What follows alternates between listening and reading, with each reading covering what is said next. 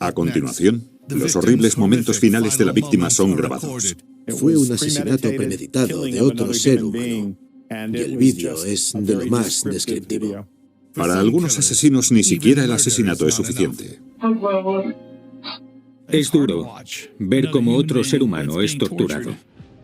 A pesar del nivel de violencia, las pistas para los forenses son escasas. Es un proceso constante de intentar ver más allá para saber dónde nos puede llevar el caso. Pero el vídeo del asesino acaba facilitando que se haga justicia para su víctima.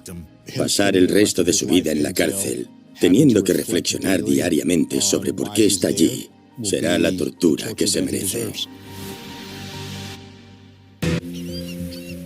En las últimas décadas, San Petersburgo, Florida, ha experimentado un renacimiento. En el pasado, era la sala de espera de Dios. Solo había jubilados mayores. Pero ahora ha crecido. Intenta imitar a las ciudades más grandes como Tampa.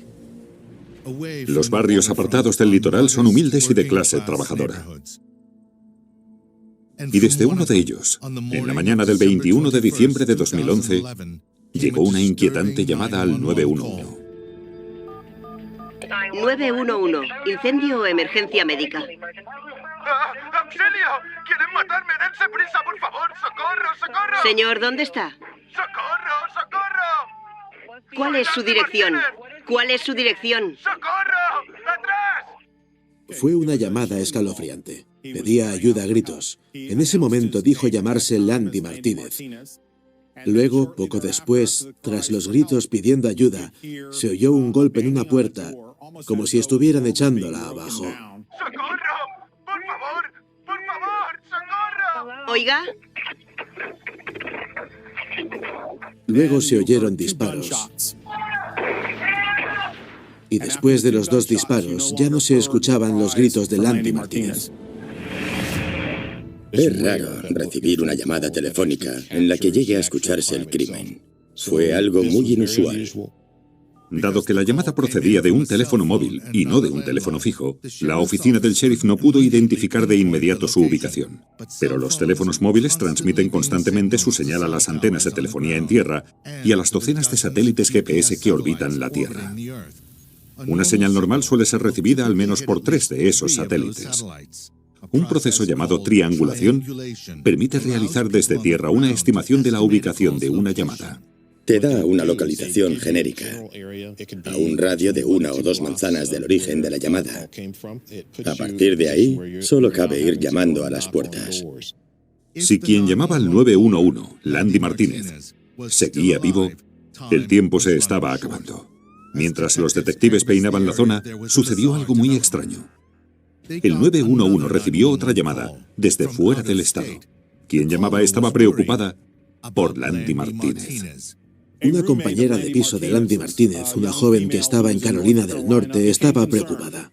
En la casa donde vivía Landy Martínez había cámaras de seguridad. Las cámaras de seguridad habían sido apagadas. Ella no pudo localizarlo, por lo que se preocupó seriamente por su seguridad.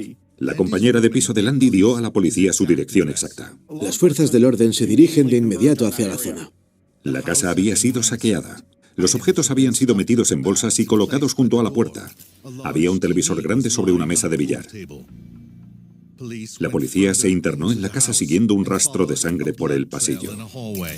Al llegar al dormitorio, localizaron a un hombre fallecido, boca abajo en el suelo. Era Landy Martínez, fallecido en la escena del crimen. Había recibido 2 disparos, uno en el pecho y otro, como el de una ejecución, en la cabeza. Estaba claro que antes del asesinato había habido mucha violencia. Era excesivo. Se apreciaban lesiones de carácter defensivo y otras consecuencias de la paliza que recibió. Tenía adhesivo en los tobillos y también en las muñecas, lo que demostraba que había sido inmovilizado con cinta adhesiva. Había tiras de cinta adhesiva en la escena, a menudo una abundante fuente de pruebas. Había 2 casquillos de bala calibre 38 junto al cuerpo de Landy. Pero el arma no estaba. Pero la prueba más escalofriante fue un teléfono móvil, aparentemente metido debajo de un colchón en el dormitorio. Contenía un vídeo de 40 segundos de un aterrorizado Landy Martínez. Así que escuchamos atentamente la grabación y se oía mucho ruido de fondo. Se oía agua de un grifo. Él hablaba en español, de modo que fue un poco difícil determinar qué gritaba exactamente, qué estaba diciendo. Sin duda el robo no fue el móvil principal. Alguien quería a Landy Martínez muerto y quería asegurarse de que sufriera antes de morir. Me he ocupado de muchos casos. No creo haber visto nunca uno tan atroz, o al menos uno que pudiéramos contemplar, uno que realmente podíamos ver y escuchar. ¡Socorro! ¡Atrás! Crímenes imperfectos. Landy Martínez era solo un niño cuando emigró con sus padres desde Cuba al sur de Florida. Después de graduarse en el instituto, se mudó a San Petersburgo, donde alquiló una habitación a una pareja casada y consiguió un trabajo en una residencia asistida para ancianos.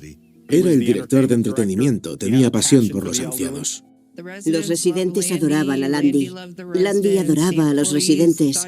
Los empleados le consideraban alguien increíble. Siempre estaba a disposición de los residentes, ayudándoles en todo lo que podía. Los amigos y familiares de Landy no podían entender que alguien quisiera matarlo. Puse las noticias y aparecía sin parar. Y lo de su asesinato. Creo que grité. No estoy muy segura. Para los detectives, la llamada de Landy al 911 contenía una pista vital. ¡Quieren matarme! ¡Dense prisa, por favor! ¡Socorro! Él dice, quieren. Aquello nos llamó la atención porque nos hacía ver que no fue solo una persona quien le hizo aquello, que había más de una persona en la casa. Los compañeros de piso de Landy tenían coartadas sólidas para el momento de la agresión. La gente del vecindario dijo haber visto a dos jóvenes desconocidos la mañana del asesinato, pero aportaron pocos detalles. Los detectives recurrieron a la cinta adhesiva que los asesinos habían usado para atar los tobillos y las muñecas de Landy. La cinta adhesiva es en realidad una cinta de tela compuesta por una resina de polietileno en un lado y un adhesivo a base de caucho en su parte interior. El lado liso es una superficie en la que nos resulta más fácil localizar huellas. El lado liso se procesó utilizando polvo magnético compuesto de hierro y partículas de pigmento que se adhieren a la grasa de los dedos. Un fragmento de la cinta contenía una huella parcial, pero no era suficiente para una identificación. La víctima estaba en la ducha. Con el agua de la ducha corriendo sobre la víctima, la cinta se mojó. ¿Podría aquello eliminar una huella? Casi por completo. El lado adhesivo de la cinta se procesó utilizando una forma líquida de polvo magnético. Pero nuevamente no se encontraron huellas. El laboratorio incluso procesó varios trozos de cinta que se habían pegado entre sí utilizando nitrógeno líquido, que normalmente se almacena a más de 300 grados bajo cero. Cualquier cosa que toque se congela por mero contacto. Con eso se consigue congelar los poderes adhesivos de la cinta y nos permite, durante un breve lapso de tiempo, despegar los trozos adheridos. Se aplicó polvo magnético a los trozos separados de la cinta, pero ese proceso también fue en vano. Aquello fue un contratiempo, pero los mensajes de texto enviados desde el teléfono móvil de Landy proporcionaban más y más información. Aquellos mensajes fueron enviados poco antes del asesinato a un hombre llamado Jonathan Galicia. Landy tenía un nuevo novio llamado Jonathan. Sabíamos que llevaban juntos un par de semanas, pero no si aquella relación era positiva o nociva. En aquellos mensajes de texto, Landy daba a entender que rompía con Jonathan y que se iba a reunir con un antiguo novio llamado José Adame. Tal vez Jonathan estaba molesto por la forma en que habían terminado y, en un arrebato de pasión, había decidido acabar con la vida de Landy. Sin duda, un amante despechado debe tenerse en cuenta como posible autor en la investigación de un homicidio. Los detectives localizaron a Jonathan en su casa, a 1 hora al norte de San Petersburgo. Les dijo que el día del asesinato de Landy había regresado a casa hacia las 7:30 de la mañana, después de trabajar en el turno de noche, y que no había salido de su apartamento. Su móvil parecía respaldar su declaración. Obtuvieron los datos de su teléfono móvil y determinaron que en el momento del crimen, el teléfono mandaba su señal a una antena de telefonía situada a casi 100 kilómetros de San Petersburgo. Para nosotros, aquello lo descartaba como sospechoso. Jonathan contó a los detectives una historia extraña. Dijo que los textos de Landy de la mañana del asesinato Mensajes en los que Landy insinuaba que rompía con Jonathan contradecían por completo una conversación telefónica que ambos habían tenido la noche anterior. En aquella llamada, Landy expresaba su profundo afecto por Jonathan. Y al ver aquel mensaje de texto diciendo que quería volver con José, se quedó atónito, sin entender de dónde podía salir aquello tras la conversación que habían mantenido la noche anterior. La única persona que podía saberlo era el exnovio de Landy, José Adame. Los detectives necesitaban hablar con él, pero nadie tenía la menor idea de dónde estaba. Crímenes imperfectos.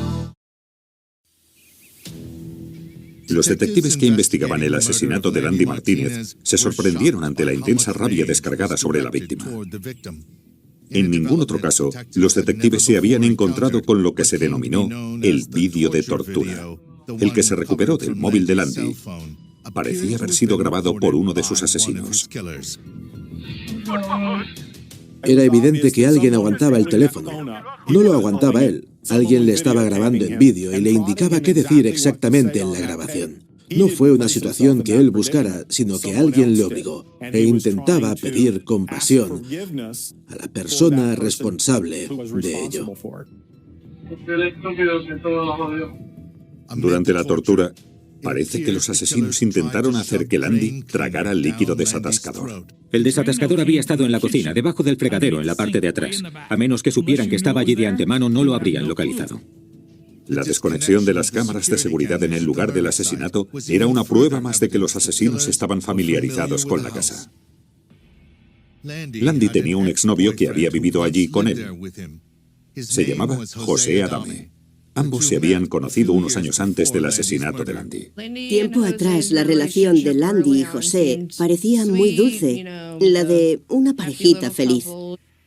En algún momento se mudaron a la casa donde se encontró el cuerpo del señor Martínez. Incluso compraron un coche juntos. Más adelante, aproximadamente un mes antes del asesinato, la relación se deterioró. Estaban siempre discutiendo, hasta que finalmente Landy decidió que ya no podía soportar a José y rompió con él. Lo que sucedió fue que el señor Adame estaba muy celoso y no quería romper la relación con el señor Martínez. Landy manifestó que José Adame le daba miedo, y los compañeros de piso de Landy, que habían convivido con José, se asustaron tanto que tomaron medidas. Todos estaban preocupados por las tendencias violentas que José Adame exhibía y en cierto modo temían por su seguridad, de modo que instalaron algunas cámaras de seguridad.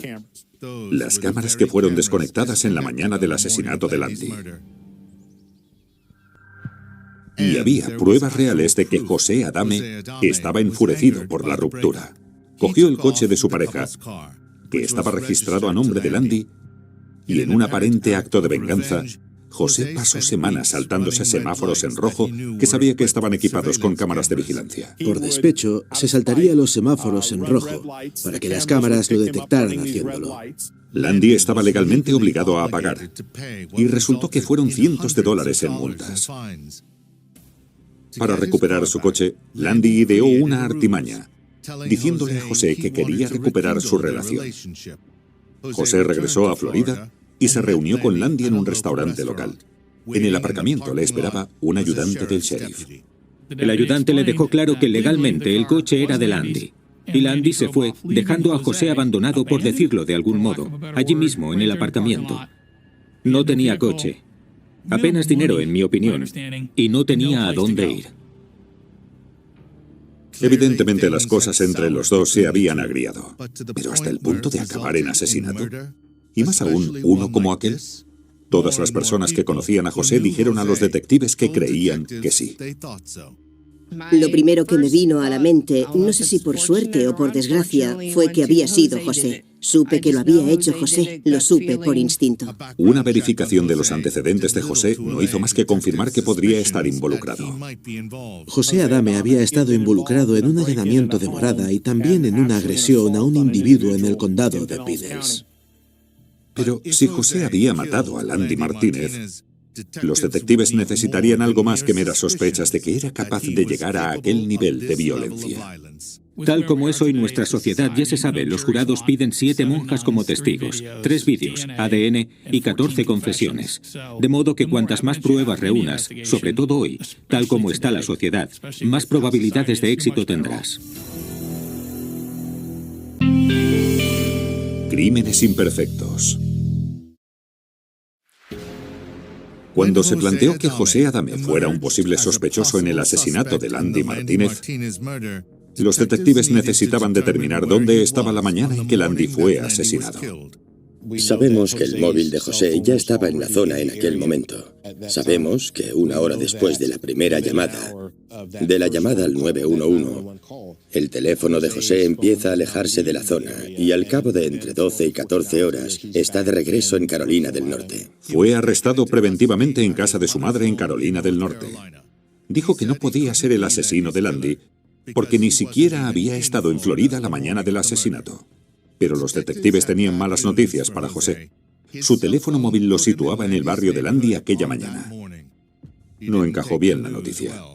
Cuando le hicieron algunas preguntas sobre el asesinato, se puede escuchar en el audio de esa parte del interrogatorio cómo vomita y se siente indispuesto. Es el momento de decir la verdad. Acabemos con esto. ¿Quién estaba contigo en la casa?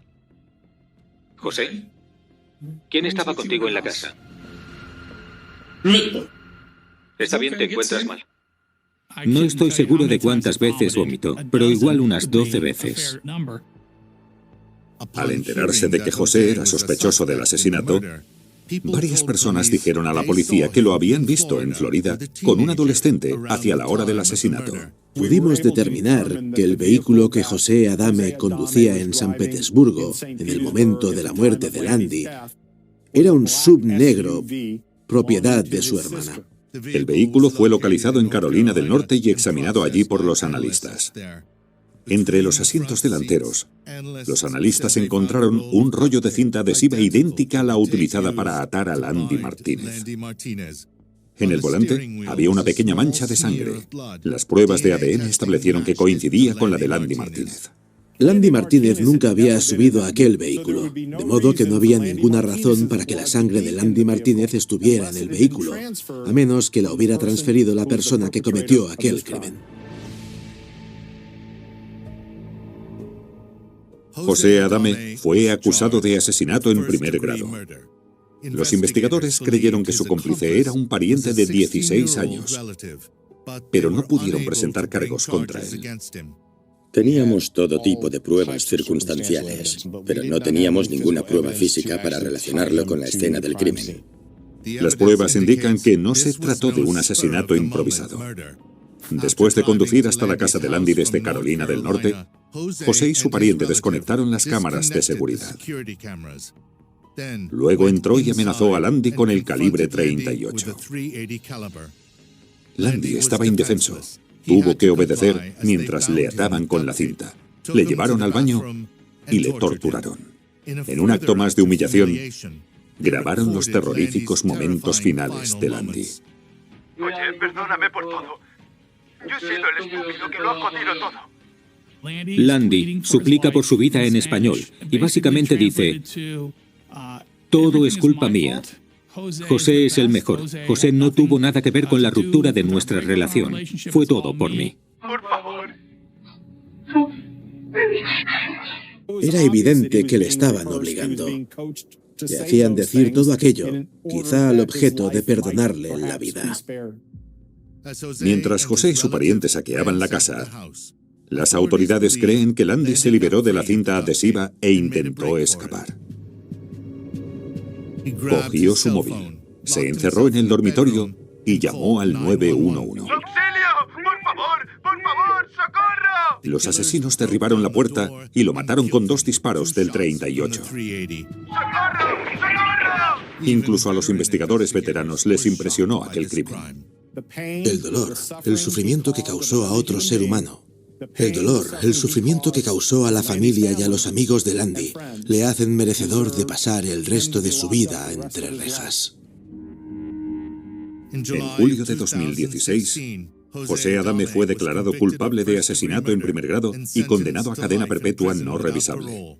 Y todo en base a las pruebas que él mismo fabricó. Su teléfono móvil estableciendo su ubicación, la sangre de Landy en su vehículo, el mismo tipo de cinta adhesiva en ese vehículo y en la escena del crimen, y múltiples indicios de que el asesino estaba familiarizado con la casa de Landy. Pero lo que acabó de condenarle fue que su deseo de venganza era tan intenso que el asesinato no le pareció suficiente. Sin las pruebas forenses del caso, nadie habría sido acusado y o condenado por el homicidio de Landy. José Adame es un individuo celoso, rencoroso, joven e inmaduro. Si no podía tener a Landy Martínez, nadie tendría a Landy Martínez. Y no se contentaría solo con eso, sino que iba a humillar, torturar y finalmente a asesinar a Landy Martínez.